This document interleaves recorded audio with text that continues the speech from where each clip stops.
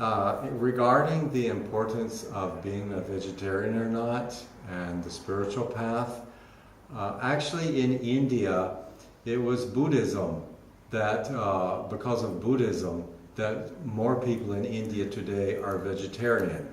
You have to remember in ancient cultures, India and in the West as well, in Judaism and many of the ancient cultures, they did animal sacrifice. In Vedic times, in ancient India, they did quite a bit of animal sacrifice.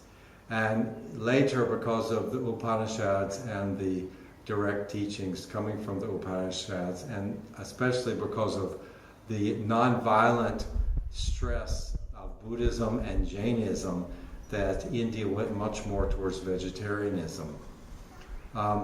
Concerning our own personal practice and whether it's important to be a vegetarian, it is important not to harm others, to practice nonviolence as much as possible. But there are spiritual people who are not vegetarian. Dalai Lama, he wanted to be vegetarian, but his doctor told him he needed to eat meat. And there are many great Tibetan yogis from before in Tibet who were not vegetarian. And so you definitely can be an enlightened person and eat meat. But from my perspective, there are karmic consequences involved because it is a lot more of an energy put into creating an animal. It's higher up in the food chain, so there's a lot more energy and development of consciousness there. So I think we do have to consider the karmic consequences, but it's not absolutely essential. I personally feel the suffering of others, and I feel for the suffering of animals, and I don't feel the need to be a vegetarian. When Tibetan Buddhists came to India, they came to the conclusion that in Tibet, most people needed to eat meat, even though there were some yogis who were vegetarian. There's simply not much vegetables in Tibet. And in other places in the world where there are very cold climates, like the Arctic and such, people actually have to eat animals. But in this kind of climate of today, where we have mass consumerism and all sorts of foods are available to us, we have a lot more choice now. So it is recommended not to take the life of other conscious beings.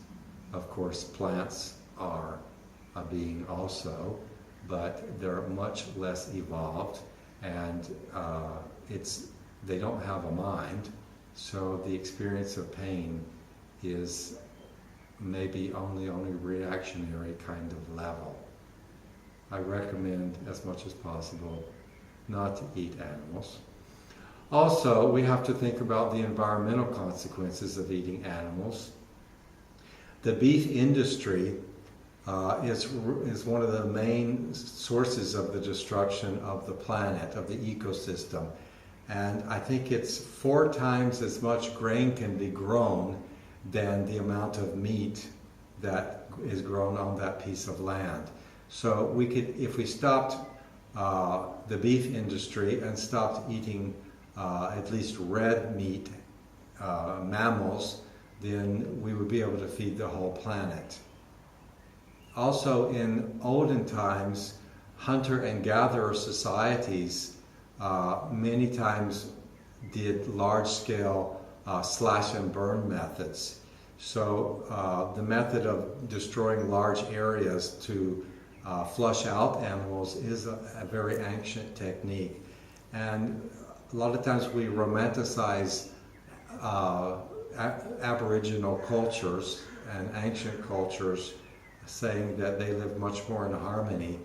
But slash and burn techniques were practiced all over the world to clear large tracts of land by Aboriginal cultures. Even the Native American Indians killed off the large animals such as the saber-toothed tiger and woolly mammoths in America. So it's happened throughout all of history. And now we are more conscious, hopefully. So with the awakening of our consciousness and the awakening of our buddhi, we have a much greater choice and a much greater responsibility, and should be an example unto others in how to live in a non-violent way. Thank you.